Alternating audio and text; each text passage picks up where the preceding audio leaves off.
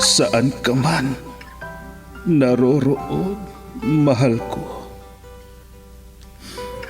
mananatili kang buhay sa aking puso. Ramdam kita sa bawat sandali. Dahil buhay na buhay ka sa himig ng pag-ibig. Himig ng pag-ibig. I need your love, you brighten up my day. Isang himig na maging gabay sa mga taong wagas na nagmamahalan. Duyan ng malabahagharing pag-ibig na hihili sa puso at pakiramdam. Himig ng pag-ibig.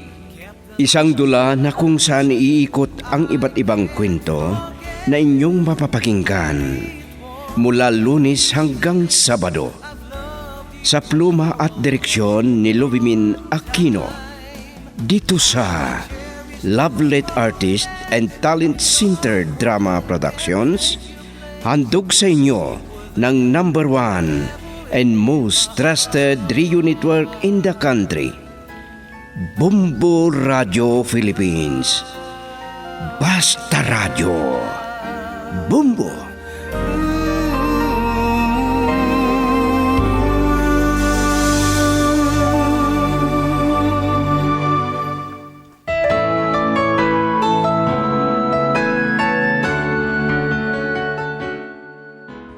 Ang nakaraan, nakataka si Elaine at ibinunyag ang ginawa sa kanya ni Mayor Bartolo Gabriel. Dahil sa matinding galit ng mayor, di niya namalayan ang pagbaril kay Briggs na tauhan niya. At sa pagkikita ng magnobyo, ay sinabi kay Heidi ang tungkol kay Mayor Bartolo na siya ang nagpakidnap sa mga nawawala na magnobyo. At sobra ang galit ng mayor. At ngayon, narito ang karugtong ng isang linggong kwento na pinamagatang Kahit Sino Ka Pa Man. Dito sa ating dula, Himig ng Pag-ibig. And no one can take your place deep within, forever in my heart. Hindi ko ininteres ang kayamanan mo dahil alam ko galing sa kasamaan. Anong sinabi mo? Bas! Hintayin mo na lang ang pag-aresto sa iyo, Mayor. Nasa boss. Oh. Ang alam mo, di ako pahuhuli. Nagkakamali ka, Salvacion. Boss, may tawag ka, Ang boss. sekretary ako. No. Hello, Michelle! Ano? Boss. May warrant of arrest ako!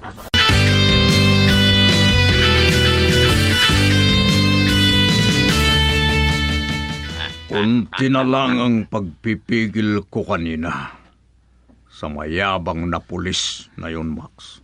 Babalin ko na sana kanina, Mayor. Isa ka rin na hindi ginagamit ang utak. Mayor. May kasama siya. Nagaya niya na pulis. Hindi problema yan, Mayor. Di papatay namin silang dalawa. Bobo ka. Hindi mo ba napansin? Plano mo palang nabunutin ang baril mo. Nakabunot na agad. Bilis nga, Mayor. Mabilis ang loko na yan. Si Salvacion. Mayor. Sige na. Saan tayo pupunta, Mayor? Sa rest house ko. Magkikita kami ni attorney doon.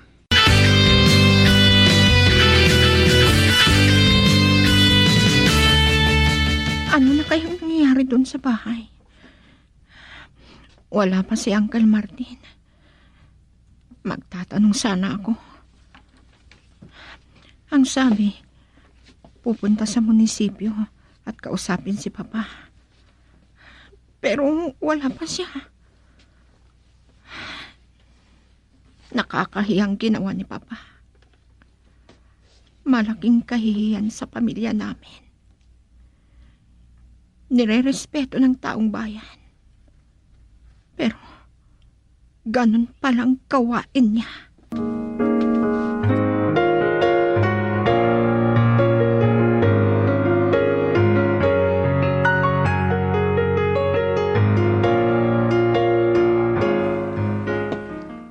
Akala kong siya turne ang matatnan ko dito. Pero kayo pala, Kuya Martin. Oo. Gusto kitang kausapin. Bakit nagawa mo ang mga yon? Ano ngayon ang mukha mo sa taong bayan? Ha? Hindi pa ako nasisintensyahan, Kuya. Hanggang hindi ang korte ang nagdesisyon na guilty ako, hindi ako pwedeng akusahan. Kahiyan ng pamilya natin. Ikaw ang pinag-uusapan sa radyo. Buti sana kung magpakita ka at sabihin mo ang iyong panig. Ha? May saksi, ang mismo na biktima. Ano?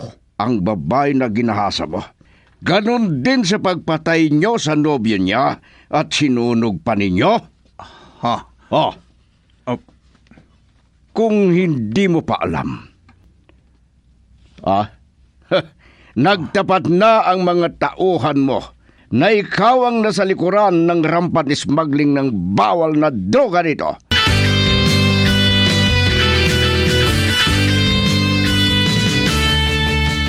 Iserve na raw ang search and warrant o pares kay Mayor Bartolo Corporal Magno. Ganon ba, Teniente? May utos ang korte na tayong mga pulis ang mag-serve. Sige, sir. Tignan ko nga kung totoo ang sabi na hindi pa huhuli. Ang problema, paano kung lalaban? By all means, Corporal. Kung gusto niya na linisan ang kanyang pangalan, humarap siya sa korte at harapin ang kasalanan niya.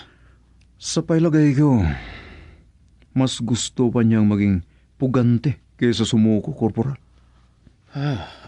Ang ibig sabihin, totoo lahat ang mga naisampang kaso sa kanya. Mabibigat na kaso ang naisampa sa kanya, Corporal. At mahirapan na makalusot sa mga yon. At si Ma'am Heidi, kumusta na rin? Nasa bahay pa rin ang Uncle Martin niya. Hindi siya babalik sa bahay nila, Corporal. Hanggang hindi malutas ang problema ni Mayor.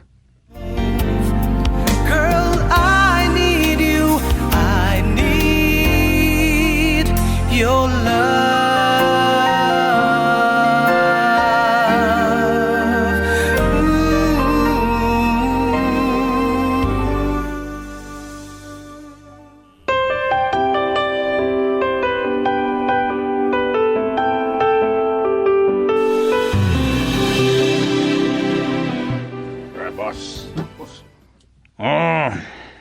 Ang Teniente Salvacion ang nagpahamak sa akin. Alam ko yan. Mayor. Wisit ang tao yun. Malaki na ang kasalanan niya sa akin. Siya palang tumulong kay Len. Naku po, talagang delikado kayo, Mayor. Bahala ng abogado ko dyan, Max. Pero paano kung yung warrant o operasyon nyo? Wala silang magagawa kung hindi ko tanggapin. Pero magiging problema dyan, baka maging pugante ka, Mayor. Talagang gumagante. Dahil hindi ko sa gusto para sa aking anak.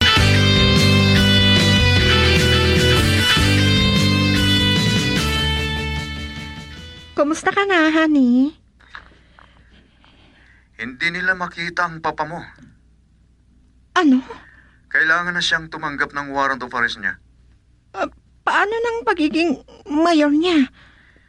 Baka masuspende dahil sa patong-patong na kaso niya. Nakakahiya talagang ginagawa ng papa. Kailangang harapin niya ang kaso niya. At ang kaso ni Miss Mendoza? Malakas ang kaso kontra kay Mayor. Lalo na rape. May medical certificate si Miss Mendoza. Ganun ba?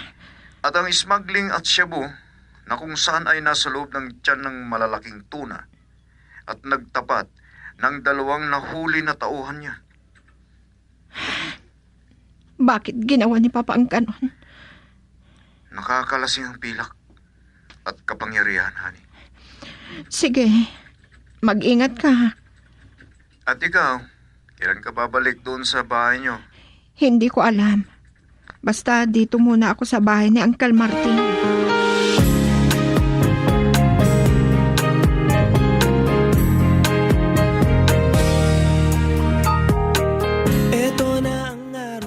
Malaking problema yan, Teniente. Oo nga. Kung hindi susuko si Mayor Gabriel, baka, ang nakakatakot, ipapatay ka niya. Harapin ko sila. Basta hindi lang ako traidorin at maunahan. Alam niyo, Teniente, talagang napakaitim ng puso ng mayor na yan. Tingnan mo na lang yung ginawa niya kay Miss Mendoza at sa boyfriend nito. Gawa ba ng normal na tao ang mga ganon? Gawa ng demonyo ang ganun. Totoo yan. At hinala ko na hindi lang drug lord si Mayor. Pero siya ay gumagamit pa ng droga. Pwede, Teniente. At mga first class na droga pa.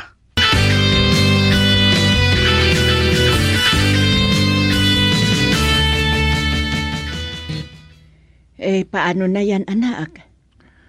Walang magagawa, Inay. Kundi harapin ang demanda o kaso niya. Paano kung hindi magpakita o kaya ay sumuko? Maging wanted siya. Bakit kasi ganoon si Mayor? May hinala ako, Inay. Ah, Na-addict ang Mayor na yan. ano? Hindi lang basta drug lord, kundi smuggler pa. Ay, nako. Dahil sa pagkagahaman ni Nay. At hindi rin siya kontento. Paano na? Sino na ang mayor ngayon? Nasa DILG kung sususpindin siya o ano. At sa darating na eleksyon, paano na? Wala nang magboto sa kanya. Mabuti naman. Para mapalitan ang namumuno dito. Dahil wala naman pinagbago ang buhay natin. Wala naman yung mga pangako nila. Wala na yan, Inay. Pangako na inilipad ng hangin. Ay, Diyos ko naman. Hindi naman lahat ay masasabi na traditional politician. May mga tapat naman sa mga pangako nila at tapat na magsilbi. Pero marami naman ang kapangyarihan ng habol nila at hindi ang pagsisilbi na. Maiba ko ang usapan.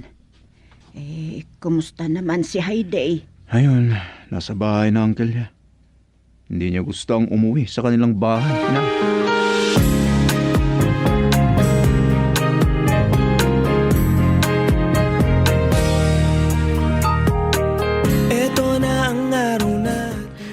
Bakit ganon, Uncle? Nalasing ang papabo sa kapangyarihan at naging Diyos niya ang kanyang kayamanan. At ano ngayon? Matatakban ba ng yaman ang narumihan na niyang pangalan? Ang nakakahiya dyan, narumihan ang malinis na pangalan ng pamilya natin. Hindi naman ganyan ang papa noon. Ang masasabi ko, sumunod siya sa lakas ng demonyo. Uncle, Wala na. Hindi na niya malulusutan ang mga kaso niya. Malakas ang ebidensya at saksi. ang masama niya, Uncle. Pinagbibintangan niya ang aking kasintahan. Si Teniente Sadiri Salvacion ang ibig mong sabihin. Opo, Uncle. Siya raw ang gumawa ng paraan para mabunyag ang gawain ni Papa. At ganti raw niya dahil ayaw niya para sa akin. Dahilan lang niya yun. Pero talagang dumating na ang hangganan ng masamang gawain niya. Uncle, Nasa kanya yan. Kung hindi niya harapin ang kaso niya sa korte. paano na kung lalaban siya sa mga manghuhuli sa kanya?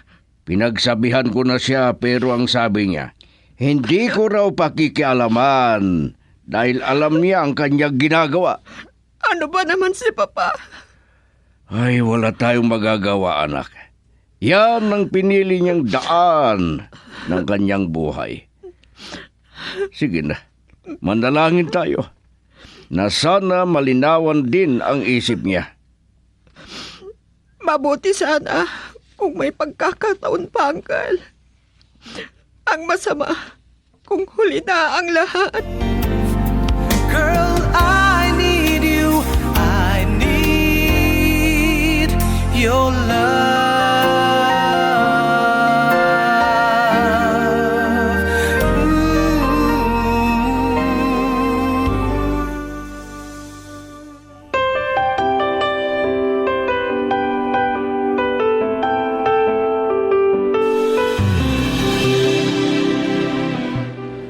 At large pa raw si Mayor Bartolo, Teniente. Wala tayong magagawa kung magtatago. Duwag din pala ang loko. Nahiya rin sa sarili dahil sa mga ginawa niya. Ang masama, kung lalaban sa mga manghuhuli sa kanya. Oo nga, no? Mabuti at hindi ikaw ang inatasan ni Major na mag-serve ng warrant ni Mayor. Alam ni Major na magkakontra kami. Sa bagay, Hindi naman ako takot. Pero iniwasan lang ni Major na may mangyaring masama sa pagitan namin. ang problema, may armado na guns siya. Yan na nga. At isa pa yan. May mga bodyguard niya na armado at hindi natin alam kung lisensyado ang mga baril nila. Bakit ganun naman si Mayo Gabriel? Nagtataka ako. Hindi naman siya ganyan noon.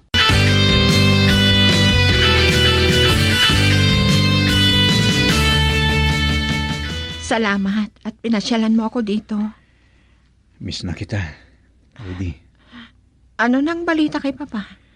Nagtago si Mayor at hindi pa mahanap hanggang ngayon. Ang ibig sabihin, naging wanted na si Papa? Talagang ganyan, Heidi. Kung hindi siya susuko. Subukan kong ang tawagan. Sige, makasakali na lumambot ang puso niya. Oo. Sana makinig siya sa akin. Bakit hindi na ba ako importante sa kanya? Yan ang hindi natin alam. Kung talagang importante ako sa kanya, makinig siya sa aking pakikiusap.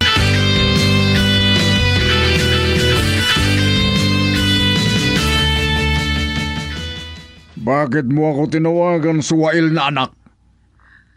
Papa, hindi na ba ninyo ako mahal? Hindi na kailangan na sagutin ko yan. Sumuko na kayo, Papa. Harapin ninyo ang mga kaso ninyo. Kung wala kayong ginawa, patunayan ninyo. Ano? Bakit ganun ang ginawa ninyo, Papa? Kasalanan lahat ng walang hiya na pulis na yon. Kaya humanda siya sa akin. Hindi pwede na ganito na lang ang mangyari sa akin dahil sa kanya. Walang kasalanan si Sadiri. Tinupad lang niya ang kanyang tungkulin. Mahal ko kayo, Papa. Pakiusap. Mag-isip kayong mabuti. Hindi. Hindi ako susuko. Subukan nila na huliin ako at makikita nila. Lalo ng salbasyon na yon. Subukan niya akong huliin. Pinapabigat lang ninyo ang inyong kasalanan, Papa. Huwag mo akong turuan ng ganyan. Wala ring makakahadlang sa akin, Papa. Kahit sino pa si Sadiri, ay mamahalin ko pa rin siya.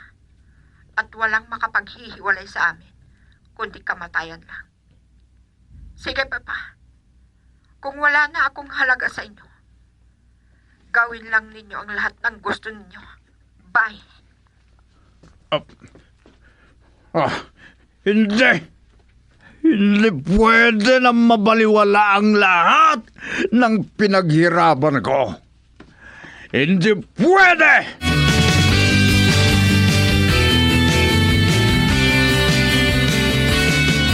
Mabuti naman kung nakapag-usap kayo kay Mayor. Mag-ingat ka sana Masama ang balak niya sa'yo. Lalo na ikaw ang magsaserve ng warrant of arrest. Hindi ako. Dahil alam ni Major na hindi kami magkasundo ni Papa mo. Salamat kung ganon. Hanggat pwede, huliin ninyong buhay ang papa kung ayaw niyang sumuko. Sige, basta hindi siya lalaban sa mga huhuli sa kanya. Ano? Pero kung lalaban, walang magagawa ang mga pulis kung ipagtanggol niya ang sarili niya.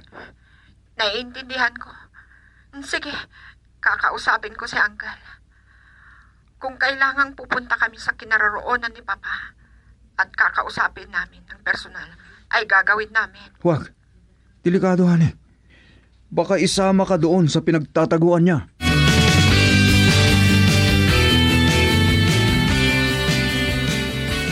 Hello, attorney. Ano? Sabihin ko kung saan ako naroon at pupunta ka dito? Ano? Susuko ako at harapin ko ang mga kaso ko?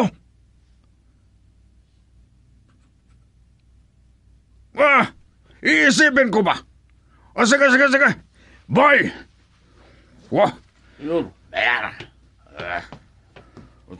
Pupunta si attorney dito at mag-uusap daw kami, Max. Harapin ko raw ang mga kaso ko. Ano ang plano nyo, Mayor? O nga, Mayor. Hindi ko alam. Basta hindi ako susuko. Girl, I need you. I need your love.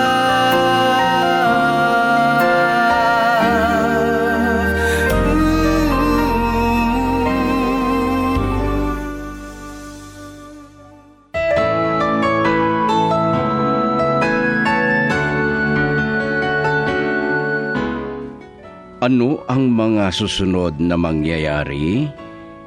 Pakinggan bukas ang karugtong ng isang linggong kwento na pinamagatang Kahit Sino Ka Pa Man. Dito sa ating dula, Himig ng Pag-ibig. Mula sa Lovelit Artist and Talent Center, Drama Productions, handog sa inyo ng number 1 and most trusted source of news and information, Bumbo Radio Philippines. Basta Radio Bumbo. I've loved you for a long